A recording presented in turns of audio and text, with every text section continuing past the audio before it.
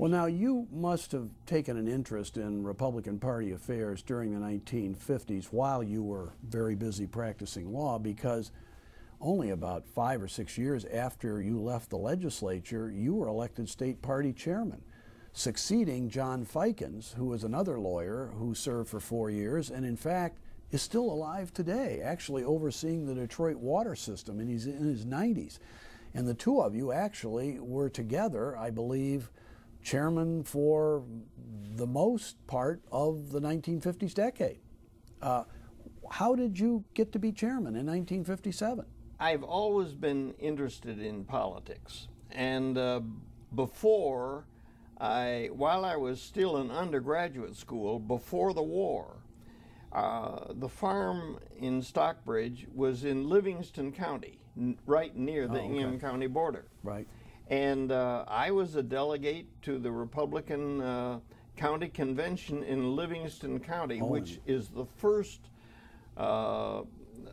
thing officially that I did in politics in Michigan. And I don't remember the year, but it would have been... well, that's pretty good. You just come to the state. You were scarcely a Michigander at that point. That's true, but they couldn't get anybody to drive from Stockbridge to Howell for the county convention. Yeah. And one of my friends who lived on a neighboring farm was going to be a delegate, and he said, "Why don't you go along with me and you can be a delegate?" So that's what happened. So you kept up your interest in politics, organizational politics, all the way consistently right into the 1950s. And then what happened? We're coming up, Eisenhower has just been elected to a second term in 1956, and I think there would have been a winter state convention or something in early 57, and you were elected chairman. How did that happen? Did you have any competition? When I ran for chairman? Yeah. Oh, absolutely. Well, tell us about it. What happened? Absolutely. Well, Ad Wagner, J. Addington Wagner from Battle Creek, was, I think, chairman of the American Legion in Michigan at that time, and he was running as the candidate basically backed by Arthur Summerfield, who was Postmaster General. Right. So that was a pretty formidable opponent. Very, very good bill. Was Frank McKay from Grand Rapids still active and powerful in the Republican Party then? You know, I never met Frank McKay, and I suspect that he probably was active, but I did not. Not as openly as Summerfield certainly was. That's Summerfield was based in Flint and had been a big power in Republican state and national politics. And so you were running against Wagner? Wagner and Vernie Reynolds from Berrien County.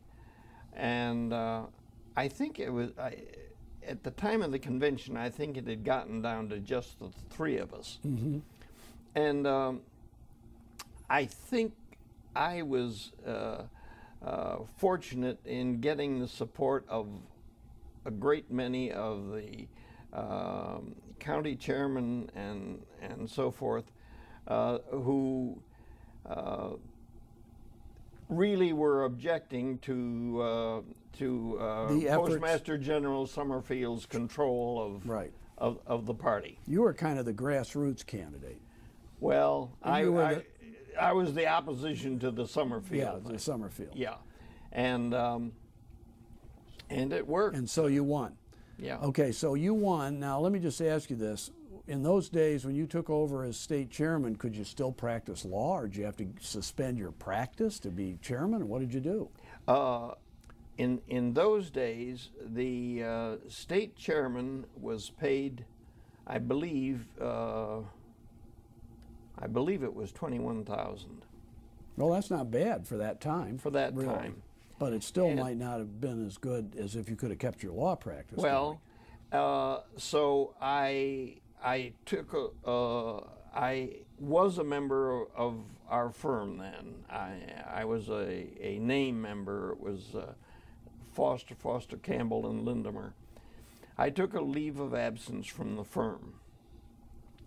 But fortunately, the firm and the Republican headquarters were both in Lansing because we were facing very difficult economic times in the Republican Party at that time. And during my first term as chairman, I took a leave from the chairmanship and went back to the law office and worked for a few weeks on some matters and went off the state central payroll because there wasn't going to be enough money. Right, sure. So it's amazing. It was not, during my first term, it was not a full-time job. Well, now, about that time, did you kind of look around and say, maybe I need some help around here? How about this Ellie Peterson? Had you heard about her or what? That was very interesting. In the race for chairmanship, I had great support from Eaton County. Dean Doty was the chairman, right. And among the members of the Eaton County delegation to the state convention, Gert Powers was a prominent member of that. And when we got when I was elected, my wife Becky and I went to the state headquarters, which was a building on Capitol Avenue, which no longer exists. It's now there's something from the community college. Right. There. Anyway, and the condition of the building was terrible. It was dirty. It was one of those old Victorian houses, wasn't it? Yes. Yeah. And it needed an awful lot of work. And yet you had financial problems in the party. We had financial problems. My wife Becky took down all of the curtains, for instance, in the windows, and took those and got them cleaned or washed or whatever. I mean, that was the type of thing that we had to do at that time. Okay, you're the new chairman, you're in your new headquarters, you look around. It's kind of like the old Betty Davis line, what a dump. Maybe I need some help in this place. Is that where Ellie Peterson came into the picture? Gert Powers from Eaton County came in to see me and looked around and said, you know, you need somebody here to get this place in shape and to be of help. And a friend of mine has just come back from a trip, Ellie Peterson, and why don't you talk to her and see if you can get her to come on board? So I did talk to Ellie. It was apparent to me immediately that she was somebody that I wanted very much to get if possible. And so I asked her if she would come on board. I think I asked her if she would be my secretary. But by the time I finished 4 years working with Ellie Peterson, all I did was keep out of her way. Well, that is utterly fantastic. Let me ask you this before we leave the 50s. I believe one of your and Ellie Peterson's signal achievements was the launching of what became the biennial Mackinac Island Republican Conference. Could you tell us how that got started? Yeah.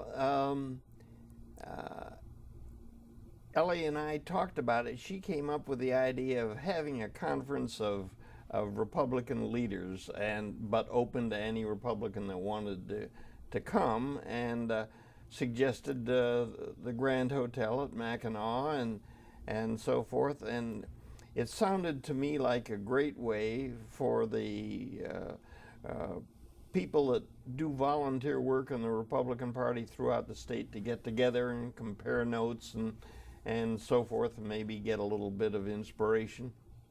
And so we started it.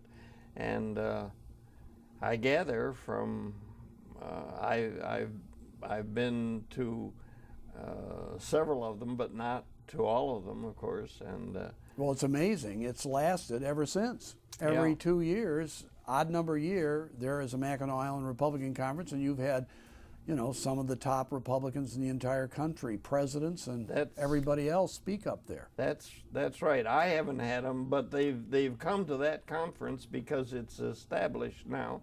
Well, it's been 51 years since we first had it, so it's lasted quite a while.